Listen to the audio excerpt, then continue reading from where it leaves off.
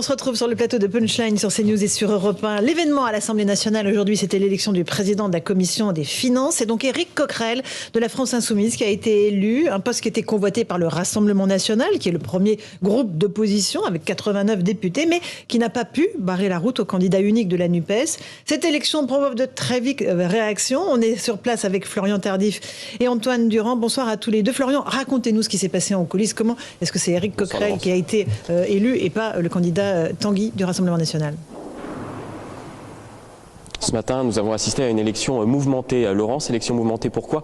Car il y a eu 3 interruptions de séance entre le 2e et le 3e tour pour élire ce président de la Commission des finances. Interruption de séance de la part des Républicains, mais également de la part du Rassemblement national. Les membres du Rassemblement national qui convoitaient ce poste et qui estiment que ce poste aurait dû leur revenir de plein droit, tout simplement parce qu'ils sont le premier groupe d'opposition ici à l'Assemblée nationale, alors que la NUPES est seulement la première force d'opposition. La nuance est importante, vous allez le comprendre. Le Rassemblement national qui a donc tenté de nouer un accord avec les Républicains, sauf que les Républicains, cet accord a échoué, ne souhaitaient pas s'allier avec les membres du Rassemblement national, estimant qu'ils avaient trop à perdre. Et donc, d'un point de vue arithmétique, faute d'accord, ce sont les membres de la Commission donc, des finances de la NUPES qui étaient plus nombreux que les membres du Rassemblement national. C'est pour cela qu'Éric Coquerel a été élu au terme du 3e tour, président de cette commission des finances. Écoutez sa réaction suite à son élection.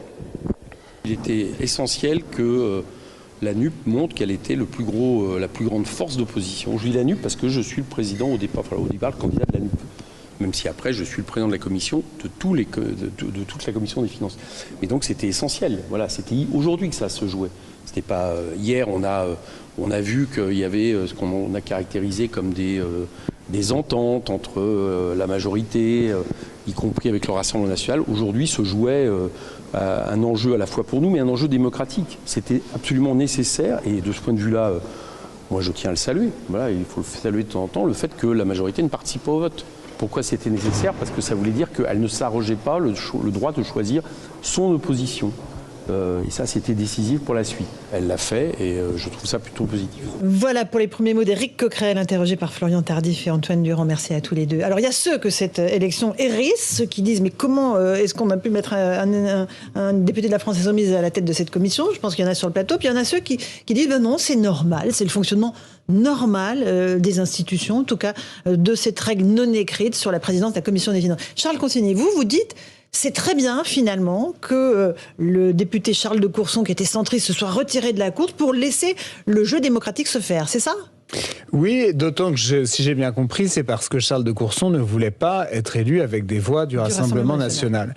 Et moi, je suis assez inquiet de voir que cette notabilisation du Rassemblement national, qui à mes yeux reste un parti d'extrême droite, composé de nombreuses personnalités d'extrême droite, cette notabilisation, elle va de manière accélérée, jour après jour, quasiment heure après heure, depuis le résultat des élections législatives. Moi, je respecte le verdict des urnes, je ne dénie pas leur légitimité aux 89 députés du RN, je pense simplement que ça reste l'extrême droite à l'ancienne, comme on l'a toujours connu, que ce sont des gens à qui, à mon sens, il ne faut pas donner le pouvoir, parce que ce sont des gens qui portent des idées qui sont dangereuses, et que donc les partis dits républicains, ça existe encore, et ils ne doivent pas s'acoquiner avec le Rassemblement national. Sanitaire absolument oui, je pense que ça doit continuer. Je suis frappé de voir à quelle vitesse ce cordon se disloque. Et je pense enfin que sur un plan purement tactique, même au-delà de convoquer l'histoire, etc., sur un plan purement tactique, ça n'est pas une bonne idée pour les Républicains, là je parle du parti des Républicains, de faire la moindre concession au Rassemblement national, puisque je sais que l'objectif du Rassemblement national, c'est d'avaler les Républicains, en tout cas la frange qui serait susceptible de les rejoindre, donc de les tuer. Voilà. Donc s'ils veulent survivre, il faut qu'ils soient intransigeants. Voilà pour un qui est d'accord. Il y en a un qui n'est pas d'accord, c'est Alexandre Devecchio de Figaro. Oui, mais au moins je salue transparence de Charles Consigny qui, au moins, dit ce qu'il a au fond du cœur et ce qu'il est idéologiquement. Ce qui est bien, parce que c'est un parti où on ne sait pas parfois ce qu'il pense. Une partie du parti pense comme Charles Consigny, qui, il faut le rappeler, vous n'êtes pas à l'Assemblée nationale, vous avez perdu les élections. Donc à l'Assemblée nationale, c'est peut-être plus compliqué que ça. Mais je pense, comme vous, que... Ouais, on dit souvent que c'est plus compliqué que ça pour justifier quand on fait des choses inavouables. On dit souvent que c'est parce que c'est compliqué. Non, que c'est plus compliqué à l'intérieur de LR, qui certains auraient pu faire barrage à Éric Coquerel et d'autres étaient contre comme vous, mais ça donne une indication très forte sur le fond, sur le fait qu'effectivement LR considère que le Front National est un plus grand danger pour la République que la France insoumise et Éric Coquerel. Moi, je suis pas convaincu. Je pense que l'extrême gauche, que Éric Coquerel est bien d'extrême gauche. Si on prend toutes les déclarations de Jean-Luc Mélenchon, la plus marquante étant sur la police, on voit qu'il est d'extrême gauche. Charles Consigny, je vois pas en quoi Marine Le Pen aujourd'hui est d'extrême droite. Est-ce que défendre la laïcité, c'est d'extrême droite? Est-ce que défendre le pouvoir d'achat, c'est d'extrême droite? Est-ce que réguler l'immigration, c'est d'extrême droite? Ils ont deux têtes d'affiche présentables au RN, c'est Marine Le Pen et Jordan Bardella. On ne voit d'ailleurs que eux dans les émissions à grande écoute.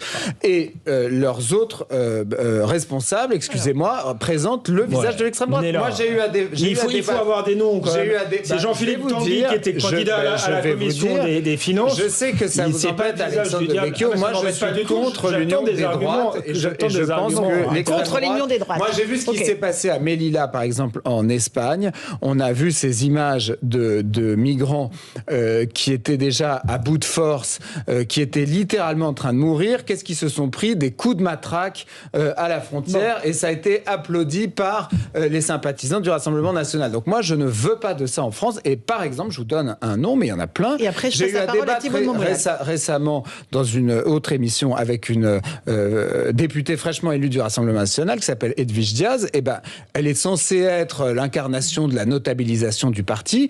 Qu'est-ce que j'ai eu très vite? Des attaques en dessous de la ceinture, quelque chose de très agressif, immédiatement des références aux étrangers qui prendraient les logements sociaux des Français, etc. C'est-à-dire tout de suite le rouleau compresseur d'un parti qui, à mon avis, n'a pas changé. Thibault de Montbrial, sur cette élection de la France Insoumise à la Commission des Finances. Plusieurs choses. D'abord, mathématiquement, et ça avait été rappelé dès hier par certains députés LR et ce matin par Bruno Retailleau, qui est le président du groupe LR au Sénat, la droite, même en ajoutant ses voix à celles du RN, ne pouvait pas faire basculer l'élection. C'est-à-dire que le groupe NUPES uni ne pouvait que remporter cette élection. Donc là, on a un débat qui est passionnant, mais qui est un débat complètement théorique. C'est-à-dire que c'est pas... C'est-à-dire que... Non, mais c'est-à-dire que l'enjeu... Laissez-le terminer une phrase. Non, mais on va y... On a su que Charles Consigny pensait, c'est très clair. Et ça dit des choses sur la droite. J'ai commencé à dire qu'il y avait plusieurs points.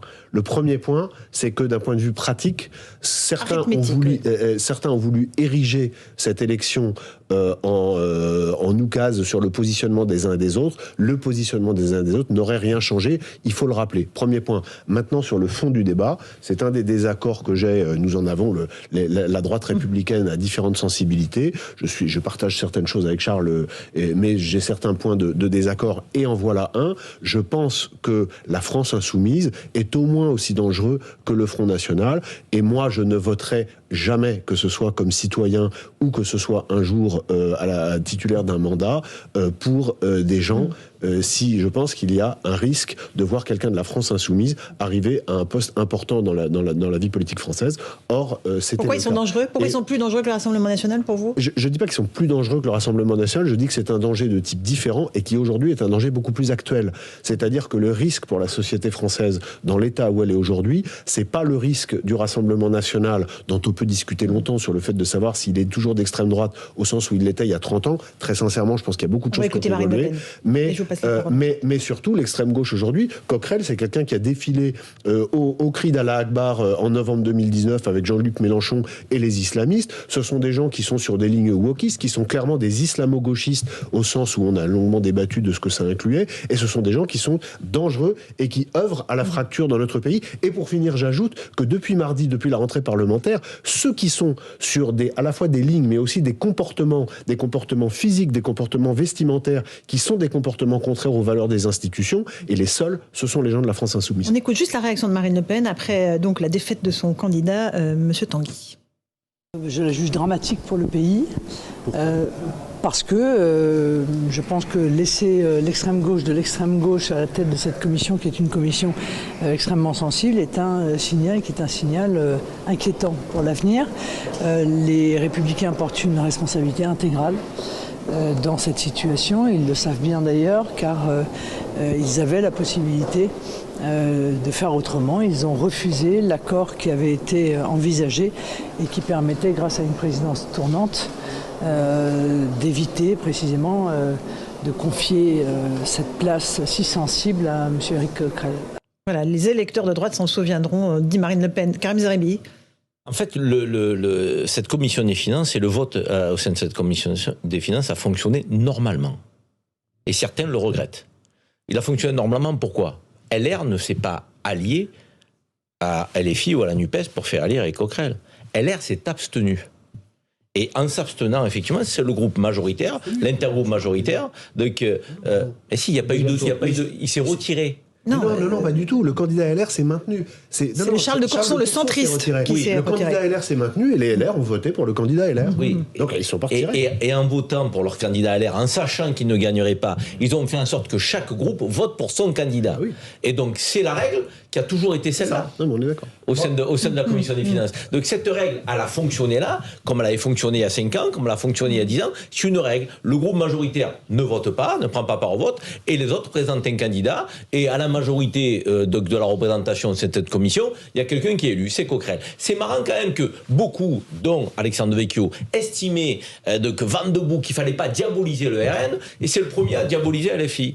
Donc c'est marrant. Je veux dire, il revendiquait le fait de sortir d'une approche de diabolisation des uns qui devaient participer au débat public, dont on devait accepter la représentation nationale par le vote des Français. Mais que je sache, la NUPES, c'est qui a voté ? Des extraterrestres ou les Français ? Ils sont majoritaires dans la commission des finances. Et la présidente leur revient. Donc ça te dérange ? Oui, on note ta sensibilité, mais démocratiquement parlant, c'est incontestable. Est-ce que vous m'avez entendu dire que c'était un scandale pour la démocratie ? Qu'ils sont plus dangereux que le RN. J'ai salué, moi, l'entrée de tout le monde à l'Assemblée nationale, y compris de LFI. Moi, de mon point de vue de citoyen, oui, je pense qu'effectivement, ça a été très bien dit par Thibault de Montbrial, leur position sur l'islam notamment, leur position en matière d'immigration, leur agressivité me met mal à l'aise. Leur position sur la police.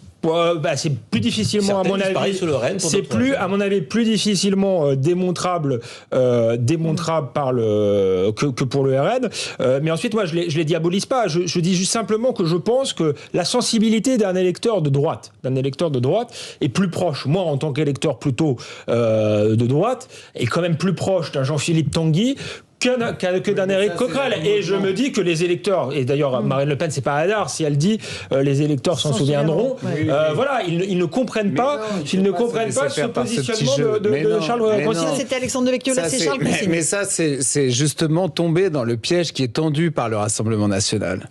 Ils en appellent justement aux électeurs. Ils essayent de faire croire aux gens que leurs électeurs, que leurs élus LR sont en train de les trahir parce qu'ils choisiraient d'abord, comme ça a été expliqué par Karim, ils n'ont pas choisi Coquerel. Ils ont voté pour leur candidat et Coquerel a été élu parce qu'il était majoritaire. Bon.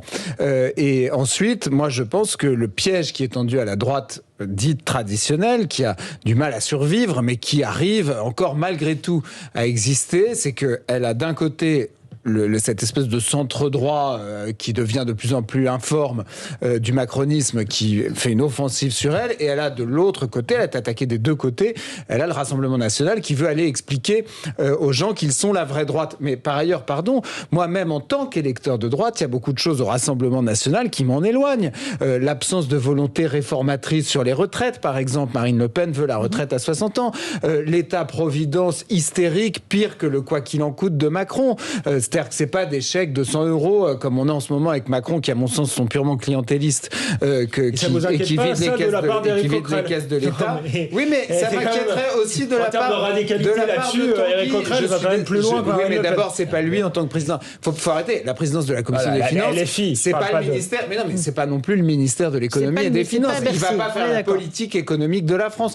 Donc moi, il a accès aux dossiers fiscaux, par exemple. Il aura accès aux dossiers fiscaux. Vous savez, les méthodes de l'extrême droite, droite et les méthodes de l'extrême gauche, moi, je pense qu'elles se valent. Donc les méthodes de Tanguy à la commission des finances, je ne sais pas si je les aurais plus redoutées que les méthodes de Coquerel. Alors, Thibault de Montbrial, un tout petit mot. Juste un mot, parce que là, pour le coup, je suis complètement d'accord avec ce que Charles a dit sur un point très précis. C'est que l'extrait de Marine Le Pen qu'on a entendu, là, pour le coup, ça, c'est de l'instrumentalisation. Parce que c'est important de souligner, encore une fois, quitte à se répéter, que ce qui s'est passé aujourd'hui, c'est simplement que chacun a voté pour les siens. Et à partir du moment où chacun vote pour les siens, on ne peut pas parler de manœuvre d'appareil, d'entente et de trahison. Ça n'est pas vrai. Ça n'est pas vrai. Non, mais ce que dit Charles est fondamental.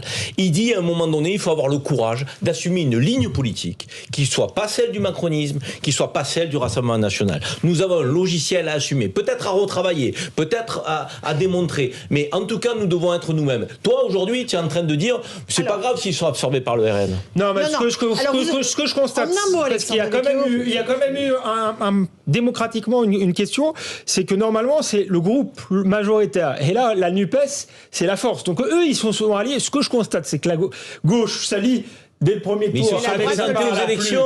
Mais ils se sont présentés aux élections avec cette force-là. Mais très bien. C'est plutôt efficace et que la droite s'y refuse. Et je pense que la ligne de Charles Consigny, c'est la ligne de Charles Consigny. On continue le débat.